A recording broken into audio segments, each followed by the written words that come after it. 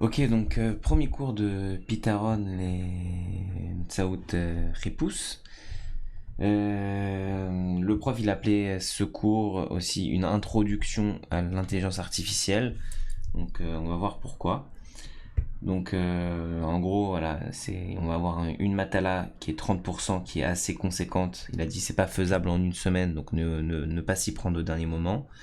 Donc 30% de la note finale c'est la matala, 70% l'examen. La matala elle est pas en Zougot, on doit la faire tout seul. C'est un barge des vérifications si on triche ou pas. Il a déjà, comme je t'ai expliqué, il a déjà il a déjà mis zéro à des mecs qui avaient pas triché mais qui avaient pris le même prof qui les avait aidés à coder. Donc voilà, faut faire très gaffe, faut coder nous-mêmes cette histoire et tout ira bien. Mais même de la même manière, voilà, de prendre des morceaux de code de GitHub ou de Stack Overflow, hein, on n'a pas le droit. On a le droit de parler entre nous, de voir, de se dire comment on a fait telle ou telle chose, mais de s'envoyer pour lui, voilà, dès l'instant que tu envoies un quête code, alors c'est de la triche. Ok, ça va être un petit peu le programme, l'introduction, les search in inform, donc on va avoir le BFS, le DFS, etc. On les connaît. Les informed search, donc on va avoir le A étoile, le best first search, etc. Local search, genetic algorithm, constraint satisfaction problems et adversarial search. Donc ça va être le Homer de ce cours. On va rentrer plus en détail aujourd'hui dans l'intro et dans les BFS, DFS. Les domaines, c'est applicable dans tout ce qui est puzzle, planning, game, dans les systèmes d'experts, recommandations système ou les scheduling. Donc la première étape, le premier truc dont il nous parle, le premier problème, c'est le problème des missionnaires et des cannibales. Donc c'est un jeu, on le connaît, c'est en fait t'as des cannibales et des missionnaires. Si tu te retrouves à un moment avec plus de cannibales que de missionnaires d'un côté ou de l'autre, et ben les cannibales bouffent les missionnaires, s'ils sont plus nombreux que les autres. Donc comment tu fais? Tu commences soit à gauche soit à droite. On va dire tu commences à droite avec les trois cannibales et les trois missionnaires, et le but c'est d'amener les trois cannibales et les trois missionnaires de l'autre côté sans que les missionnaires se fassent bouffer. Ok, donc on va voir comment on résout cette histoire d'un point de vue algorithmique. Un autre exemple, c'est les chess. Donc là, c'est une vidéo où on connaît l'histoire de Deep Blue avec Kasparov quand dans les années 90, Deep Blue a battu Kasparov. Donc c'est une vidéo intéressante, mais bon, voilà, ça, on n'apprend rien. Les exemples, le Sudoku. Donc là, il nous a montré un Sudoku solver où tu génères un Sudoku et en fait, quand tu veux quand tu cliques sur Show Solution, tu vois que c'est limite instantané, de manière instantanée, il te trouve la solution, l'ordinateur. Donc on veut essayer de comprendre comment un ordinateur peut trouver une solution à un problème comme ça quasi instantanément. Donc on va voir un petit peu comment ça se passe. Pareil, scheduling, il nous a donné un petit jeu avec comment gérer. Ça, c'est un jeu pour éviter les collisions entre avions dans un aéroport. Ok, donc tu as des avions qui arrivent, des avions qui partent. Donc on est obligé on a des contraintes en fait de scheduling, de programme, où les avions ne peuvent pas atterrir en même temps que d'autres avions décollent parce qu'ils occupent la piste. Donc voilà, tout ça en fait c'est pour ça mais ça rajoute en fait la notion de contrainte qui fait qu'on ne peut pas faire ce qu'on veut quand on veut avec ces algorithmes. Donc qu'est-ce qu'on cherche? Donc on va avoir deux types de problèmes en fait. On va avoir le single agent path finding problems et le constraint satisfaction problem. C'est quoi le single agent path finding problem? C'est un problème où on a un seul agent on a un seul en fait algo qui tourne, un seul agent on va appeler qui va prendre des décisions et on veut en fait trouver la séquence de primitive steps. Donc on veut trouver les steps pour aller d'un point A du point initial jusqu'au but, donc goal location. Ok, donc en fait on veut prendre step by step, ça va être un truc qui va nous faire step by step jusqu'à arriver du point initial au but.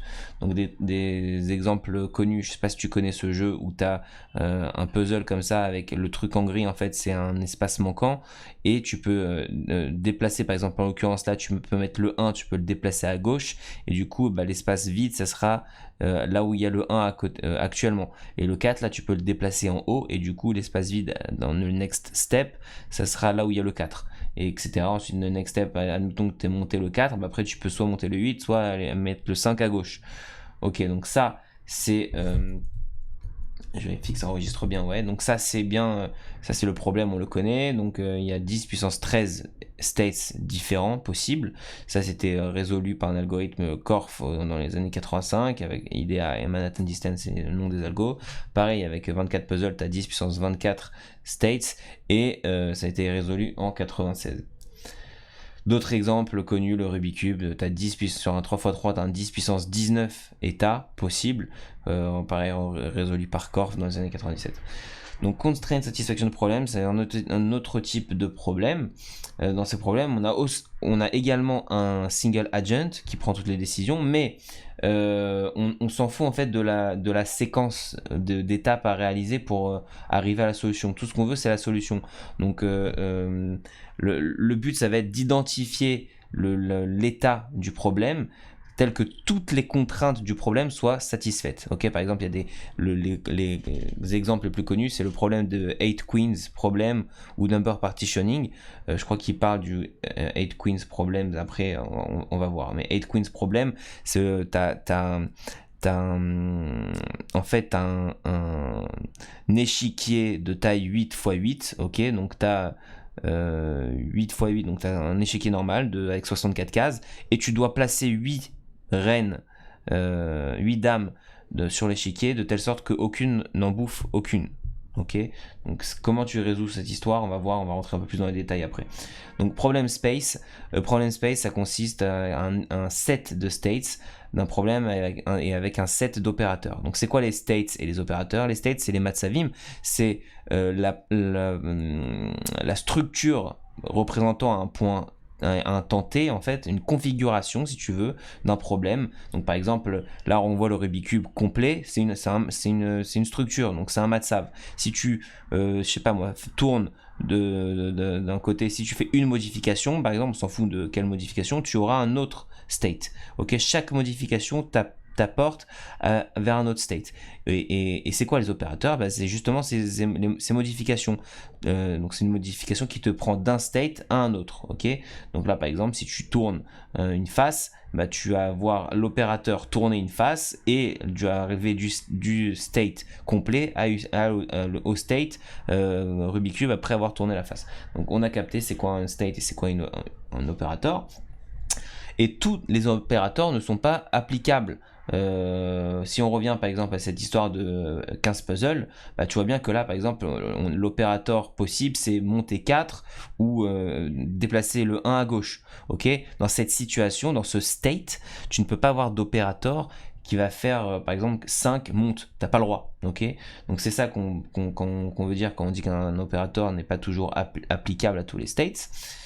Pareil, dans la manière aux échecs, tu as des moves légaux et des moves illégaux. Donc les opérateurs seront en fonction. Ok, problème instance, donc ça consiste à un problème space avec un initial state et un set de goal states. Ok, on n'est pas obligé d'avoir un seul goal, on peut avoir plusieurs goals. On verra par exemple avec l'histoire des 8 reines. Quand on a 8 reines, il n'y a pas qu'une seule solution. Il y en a plusieurs, donc on va avoir plusieurs states de but à reach. There may be a single goal state or a set of goal states, any one of which should satisfy the goal criteria. C'est ce que je viens de t'expliquer. Ok, donc problème space, là, c'est par exemple, là, on a un 4 queen. Donc, on a un 4 queen, donc sur un, on va dire, c'est pas un vrai échiquier, donc c'est du 4 par 4.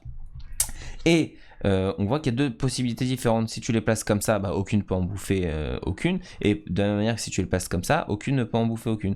Donc, on a deux states qui répondent, en fait, au but à atteindre. Problem representation, donc là on va voir que parfois la représentation du problème, comment tu le représentes, ça va avoir une grande influence sur l'efficacité pour résoudre le problème. Ok, donc il n'y a pas des algorithmes pour choisir la meilleure représentation. On dit en général qu'il y a une règle qui fait que plus la représentation est petite, petite dans le sens où tu as moins de states à rechercher, plus elle est efficace. Donc, on va voir par exemple dans le problème des 8 reines, quand chaque state est un assignment of the 8 queens on the board, qu'est-ce qui se passe? Quand on a le problème des 8 reines, on se rend compte qu'on a plus de 4 milliards de possibilités, ok? Parce qu'en vrai, comment ça se passe? T'as un échiquier 8 x 8, t'as 8 reines différentes, on va dire, imagine qu'elles sont de couleurs différentes, ok? Parce qu'elles se mangent les unes les autres. Donc t'as reine numéro 1, reine numéro 2 et reine numéro 3, comme ça jusqu'à reine numéro 8, et tu dois placer ces 8 reines de telle manière à ce qu'elles ne se fassent pas bouffer. Mais base une minute le fait que tu dois les placer d'une certaine manière. Combien de possibilités tu as au total de placer ces reines de ces dames dans un échiquier, ok? Donc en fait t'as 8 parmi 64 possibilités de placer ces reines fois 2 puissance 64 fois le nombre de cases possibles à chaque fois, à chaque configuration. Donc c'est plus de 4 milliards, c'est énorme. Donc la solution du problème, donc comment on va faire pour réduire en fait ces 4 milliards? On va réduire la représentation. Là on était dans un matzav où on imaginait un Loir de Shachmat 8 x 8. Ok, donc c'est une matrice en fait de 8 x 8 qu'on visualisait. De cette manière, on arrive à 8 milliards. Mais si on prend par exemple, au lieu de faire toutes les possibilités possibles, on réduit, on se dit ok, mais on sait que les reines elles doivent pas se manger. Donc là, ça rentre en jeu. On sait que les dames ne doivent pas se manger entre elles. Du coup, comment bouge une dame? Bah déjà une dame elle peut bouger tout droit, donc viens on élimine déjà le fait de pouvoir manger, de pouvoir mettre 2 dames sur la même ligne. Si tu peux, si déjà tu bases la possibilité de pouvoir mettre 2 dames sur la même ligne, tu réduis considérablement, tu réduis à 8 puissance 8, ce qui fait 16 millions de possibilités. Ok? Et encore une fois, elle mange, ok, le fait qu'elle mange tout droit fait en sorte que tu peux pas les mettre sur la même ligne, mais ça veut dire aussi que tu peux pas les mettre sur la même colonne. Donc si tu peux pas mettre les dames sur la même ligne et que tu peux pas mettre 2 dames sur la même colonne, d'un coup on est descendu à 8 factorielles possibilités et on a réduit de 4 milliards possibilités à 40 320. Et tout ça parce qu'on est passé d'une matrice à un vecteur et ensuite à un autre vecteur avec encore d'autres conditions. Ok, donc ça c'est ça ce qu'on appelle le problème représentation. Problème space graph, en fait, c'est une abstraction de mathématiques qui est utilisée pour représenter un problème dans l'espace. Donc on a les states, avec en fait on va utiliser un graphe tout simplement où les nodes ça va être les states et les edges ça va être les opérateurs. Ok. Et les edges ils peuvent être undirected ou pas, directed, on s'en fout. Donc par exemple là on a un exemple du problème 8 puzzle, on voit qu'on a ce matzav, ok, avec le trou au milieu. On peut, par exemple si on descend le 2, on va arriver dans ce matzav. Et de ce matzav, qu'est-ce qu'on peut faire maintenant? On peut soit mettre le 1 à droite, soit le 3 à gauche. Donc on arrive à ce matzav et à ce matzav. Attention, il a fait remarquer que là, ok, on descend le 2, on arrive à ce matzav, mais là, on peut remonter le 2. Mais ok, mais on va pas le mettre dans ses enfants ici, le fait qu'on puisse remonter le 2, parce que c'est son père, ok? Donc ça serait pas intelligent et bénéfique de mettre un matzav parmi ses enfants, comme quoi tu pourrais retourner. Bien que, effectivement, dans ce matzav, tu peux monter le 2 et retourner à ce matzav là. Mais on va pas se prendre la tête, on va juste mettre les matzavim sans prendre en considération le matzav pour retourner au matzav du père. Ok. Dans la plupart des problèmes space, il y a plus d'un pass entre 2 paires de nodes. Donc détecter quand est-ce qu'il y a la même state. Donc là par exemple, ok, tu peux arriver à peut-être que de ce state là, après 3-4 steps, tu peux y retourner. Comment tu vas faire pour te rappeler que tu as déjà été dans un state qui a cette gueule là? Bah tout simplement avec de la mémoire. Tu dois sauvegarder tous les trucs générés précédemment et puis les comparer à chaque fois. Mais ça prend énormément de mémoire et c'est plus compliqué, et du coup la plupart des algorithmes de search ne l'implémentent pas, il n'y a pas de sauvegarde des trucs déjà vérifiés dans la majorité. Du coup, et les bénéfices, ce sont mémoire et savings. Et on va voir pourquoi memory savings et simplicity. Et on va voir pourquoi dans ce cours spécifiquement c'est important, parce qu'on va voir que dans cette matière-là d'introduction à l'intelligence artificielle, on va se focus sur l'histoire de memory savings. C'est ça qui va être le plus important pour nous. Ça va pas être la time complexity ou autre, ça va vraiment être le MACOM complexity. Sibouriout MACOM. Donc branching factor and solution depth, c'est des trucs à savoir qu'on va beaucoup utiliser pour calculer les Sibouriout, les complexités. Donc par exemple, le branching factor d'une node, c'est quoi? C'est tout simplement le nombre average, donc moyen, le nombre moyen d'enfants qu'a une node. Ok, donc là par exemple on va dire que là un nombre moyen d'enfants qu'il a c'est 1. Ensuite dans ce MATLAB, le nombre d'enfants moyen qu'il a c'est 2. T'as capté? Detecting what the same state has been non c'est pas ça. Ok, branching factor of a problem space denoted B. Donc on le note B en fait, c'est le nombre moyen de nodes dans l'espace. Sometimes it's easier to refer to the maximum number of children of nodes in space.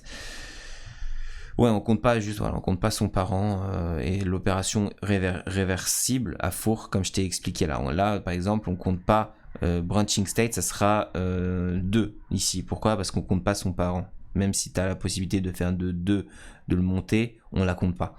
Ok. Eliminating duplicate nodes. In many cases, we can reduce the size of the search tree by eliminating some simple duplicate paths. In general, we never apply an operator in its inverse in succession. C'est ce que je t'ai expliqué. Therefore, we never list the parent of the node as one of his children, encore une fois.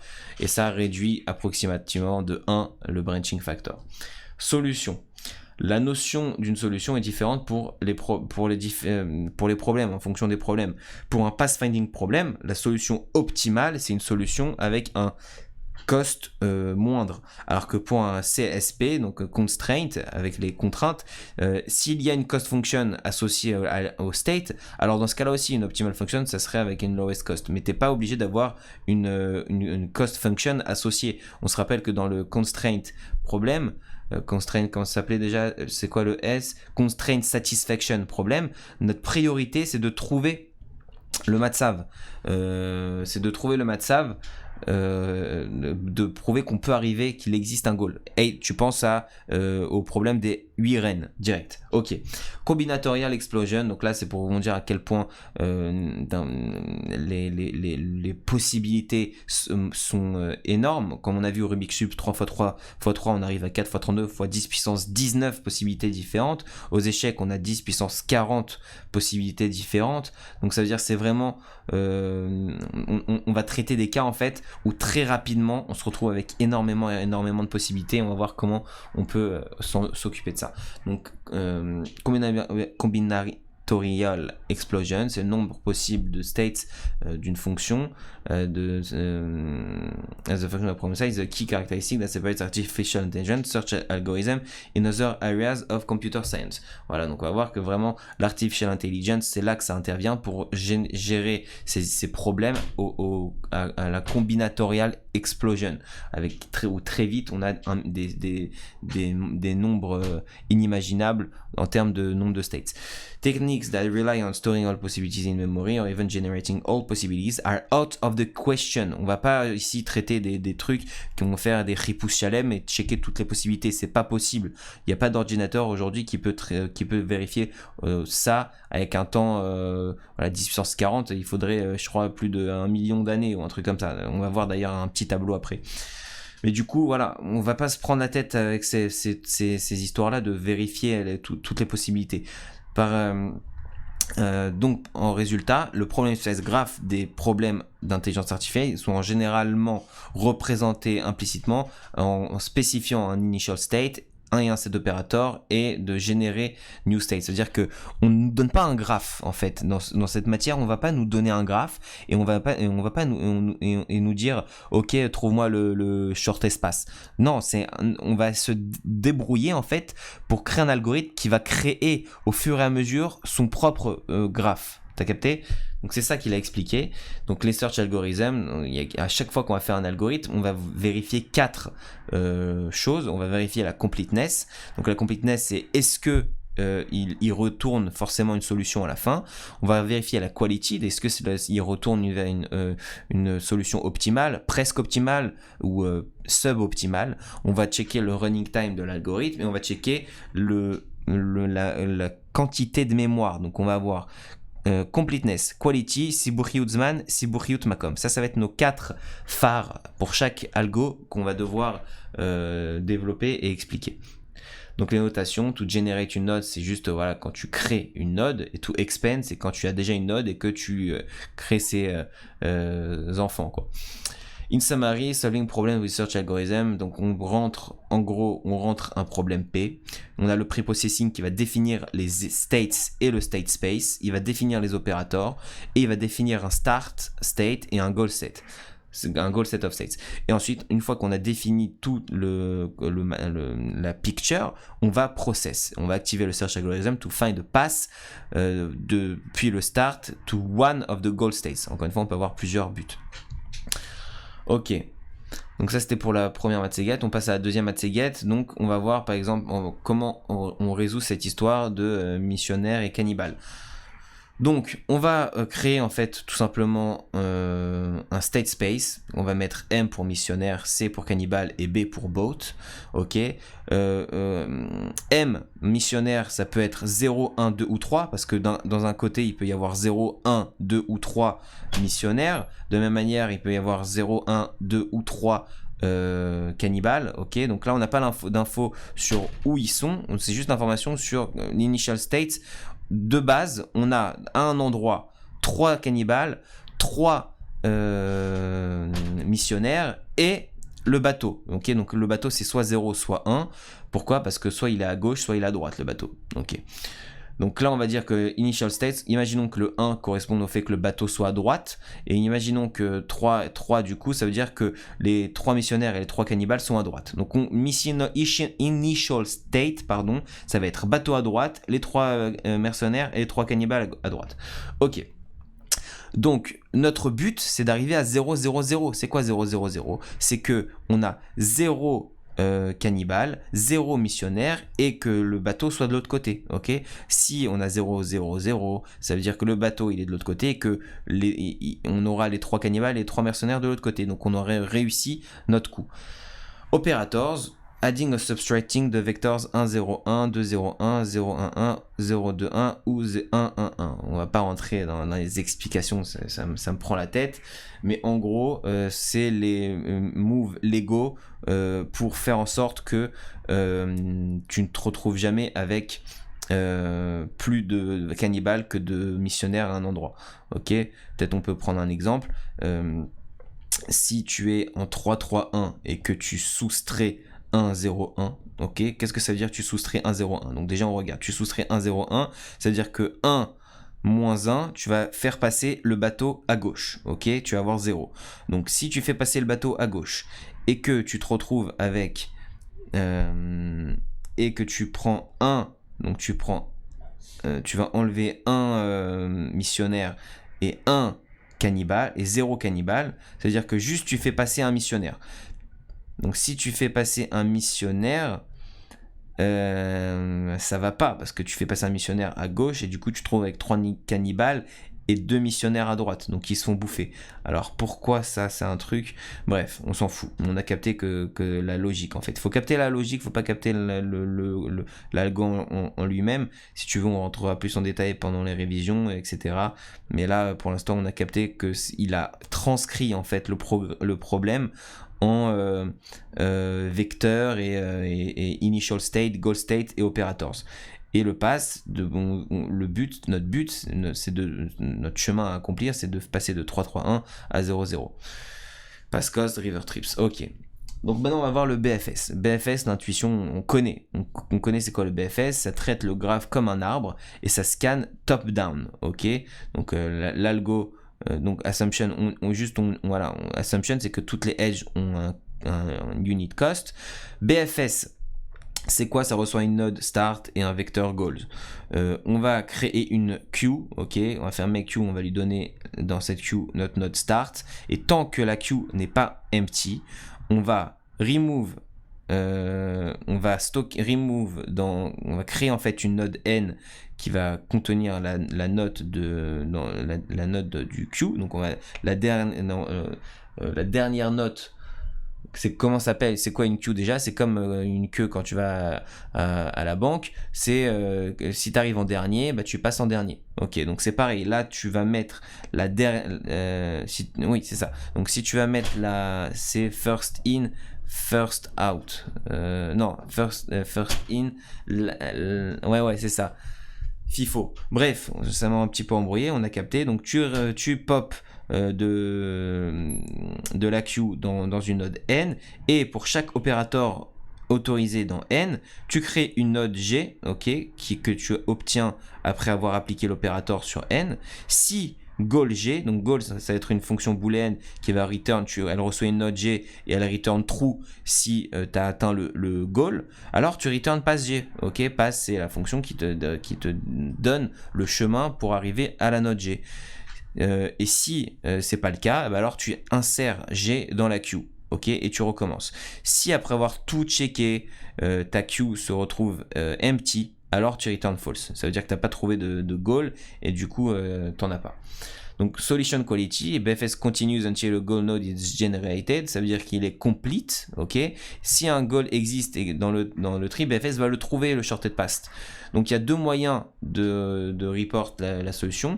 Tu as deux moyens, je me rappelle, si tu te rappelles en Moonray, on avait vu, nous on avait fait en fait que chaque node, elle contenait en fait le chemin, les séquences de move pour arriver à cette node. On avait fait avec un string, rappelle-toi. Et tu as un autre moyen, c'est de stocker avec un pointeur. D'un point de vue mémoire, c'est plus intéressant. Et ensuite la time complexity, donc on assume que chaque node est générée dans un temps constant. On note B le branching factor de la solution et D la depth.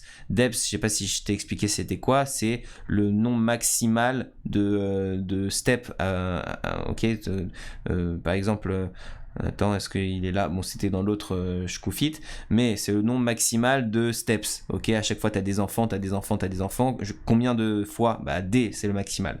Number of generated nodes depends on where at level D the goal node is found. The worst case have to generate all the nodes till level D. Donc ça, c'est le pire scénario. Quand tu as des enfants, quand la dernière génération, le goal, il se trouve dans la dernière génération d'enfants, ça, c'est le pire cas. Ok, et donc la time complexity, toujours on regarde le pire cas. Donc au début on va avoir un enfant, après on va avoir B enfant, ensuite chaque B enfant il va avoir B enfant, donc on peut avoir B carré enfant, et ensuite chacun de ces B au carré il peut avoir B enfant, donc B au cube, etc. jusqu'à B puissance D.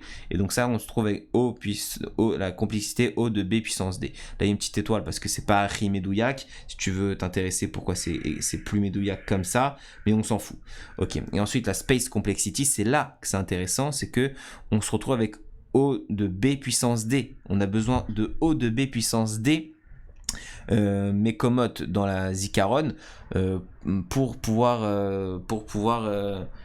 stocker en fait à chaque fois le pass de chaque node. Chaque node elle va contenir le chemin pour qu'on arrive à elle. Donc chaque node possède de la mémoire. Donc c'est problématique. Ça c'est pas acceptable dans notre matière d'introduction à l'intelligence artificielle parce que on travaille avec des nombres incroyables de possibilités et du coup on peut se retrouver avec des nombres très très grands. Donc ça, on va voir comment on peut bypass cette histoire. Donc ça c'était le BFS, on a dit qu'il était completeness, ouais, pourquoi? Parce que quoi qu'il, il va tout checker, donc si jamais tu as une réponse, il va pas rentrer dans une loop infinie ou quoi que ce soit, s'il y a une réponse, il te la renvoie, s'il n'y a pas de réponse, il te la renvoie pas. Optimality, oui, parce que ça, si le graphe, enfin seulement si le graphe n'a pas de weight, ça veut dire que tu n'as pas de coût pour passer d'une node à un autre, ok, ça on l'avait vu en Moonray, rappelle-toi. Et du coup, time complexity O de B puissance D, memory complexity O de B puissance D. Ok. Et là, c'est quoi le problème avec la space complexity? En fait, on dit que c'est un problème, mais encore une fois, voilà. Admettons qu'on ait un processeur 5 GHz, ok? Ça veut dire que toutes les 100 instructions, il génère 5 fois 10 puissance 7 nodes par seconde. Node size, donc la taille du node c'est 16 bytes, et donc la mémoire totale c'est, admettons qu'on ait que 8 gigas, ok, c'est un petit ordinateur, on s'en fout. Donc si tu as 8 gigas, ça fait 8 fois 10 puissance 9 bytes, et que la capacité du node c'est 8 fois 10 puissance 9 divisé par 16, parce que tu as 16 bytes, ça fait 50 fois 10 puissance 7. Ça veut dire qu'en 10 secondes, ça c'est, on remplit 50 fois 10 puissance 7 dans la mémoire, on va stocker 50 fois 10 puissance 7 bits par seconde. Donc c'est à dire qu'après 10 secondes, toute la mémoire, nos 8 gigas, ils sont foutus. Donc comment on va faire? Donc voilà, donc processeur, BFS, ok, donc on va voir que ça voilà, ça c'est le tableau dont je t'ai parlé, c'était voilà en fonction de la depth avec une moyenne de branching factor de 10, les temps qu'il faut pour résoudre un problème. Donc si tu as une depth 2 avec 110 nodes, avec depth 2 tu as 110 nodes et c'est en 11 millisecondes.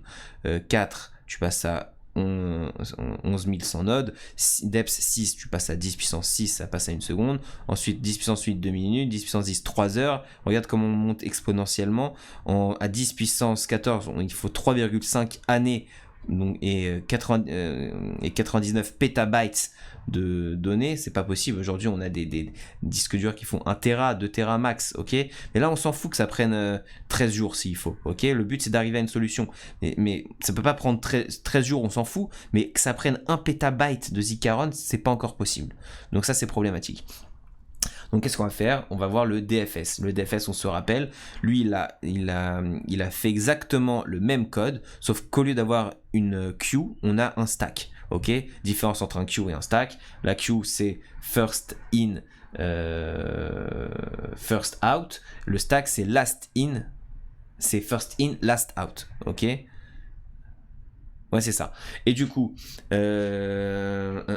pourquoi ça va être intéressant d'un point de vue mémoire, cette histoire de DFS? Parce que voilà, c'est un LIFO. Ça veut dire que, comment ça se passe? Déjà, avant de rentrer dans les détails, il y a 2 implémentations du DFS. Si tu te rappelles, il y a le DFS où à chaque cycle, la node à la tête du Slack, elle est supprimée et checkée, et ses enfants sont passés dans le top du Slack. Ok, donc dans cette implémentation qu'on dit en LIFO, ok, donc tu as une implémentation en LIFO, tu vas voir, et on a une autre implémentation en récursive.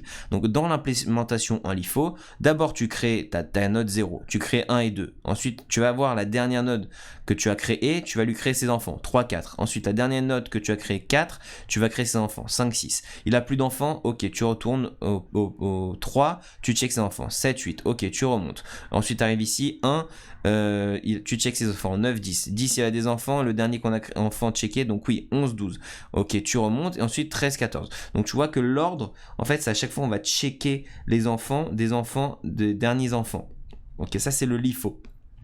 Maintenant, tu as un autre moyen, ça va être intéressant, c'est le récursif. Récursif, c'est quoi? C'est en fait à chaque step, tu appliques un DFS. Et du coup, c'est quoi les avantages? On va capter tout de suite. Donc là, on a un parent, 0, il a 2 enfants, 1 et 8. Mais pourquoi on a 1 et 8? Parce que 0, il va d'abord créer l'enfant 1, et en fait, il va directement réappliquer un DFS sur cet enfant 1. Qu'est-ce que ça veut dire? Ça veut dire que l'enfant 1, il va rechecker ses enfants, il va checker 2, il va même pas rentrer dans 5, il va checker 2, il va appliquer un DFS. Donc il va checker 3, ok, et 3 il voit qu'il a pas d'enfant, ok, il remonte 2, 4, ok, il remonte 5, 6, 7, ok, il remonte 8, 9, 10, 11, on a capté. Donc les nombres représentent l'ordre généré par le DFS. Et qu'est-ce que ça veut dire? Ça veut dire en fait qu'il va checker branche par branche. Il va pas checker, il va checker ça comme ici là. Il va checker 1, 2, ensuite il va aller là 3, 4, et ensuite il va pas aller au bout de la branche. Il va aller checker directement cette branche, tu vois. Et ensuite il va revenir. Là non. Tu vois qu'il check cette branche. Ok. Ensuite, il check cette branche. C'est-à-dire qu'il n'a pas besoin de garder en mémoire. La seule chose qu'il a besoin de garder en mémoire, c'est s'il arrive à son goal, alors il sait, il a une branche en mémoire. Ok. Completeness, donc non. Pourquoi c'est pas complete cette histoire? Parce que imagine que tu as une branche infinie, Ok, donc là, tu as un cas où tu as une branche, par exemple. Donc là, tu n'as pas une branche infinie. Admettons que là, tu as une branche infinie, ok, et que tu as une solution ici. Bah, tu vas jamais atteindre cette solution. Pourquoi? Parce que tu as une branche infinie ici. Donc, tu peux entrer dans une loupe infinie. Optimale, non plus. Pourquoi? Parce qu'admettons que tu as une solution ici, ok, et que tu as une solution ici. Bah, tu vas d'abord, tu vas checker la plus grande, checker jusqu'au bout la descendance à gauche, tu vas trouver la solution, tu vas t'arrêter. Tu vas même pas checker que tu as une solution plus optimale à droite. Donc non plus. Time complexité, on est sur du O de B puissance M. B c'est le branching factor et M c'est la depth maximum de l'arbre. Et on a deux types de complexité de temps. On a soit O de M quand c'est récursif, soit O de BM quand c'est LIFO. Ok. Pourquoi? Tout simplement parce que, comme je t'ai expliqué, à chaque fois, tu vas simplement imagine que tu as un tas Zikaron et que tu vas modifier à chaque fois. C'est pas un Zikaron où tu vas devoir garder à chaque fois des données de chaque truc. T'es dans le 1, tu vas dans le 2, de manière récursive, t'appliques un DFS. Donc tu vas dans le 3, de manière récursive, t'appliques un DFS. Toujours dans la même tas Zikaron. Donc en fait, t'as O de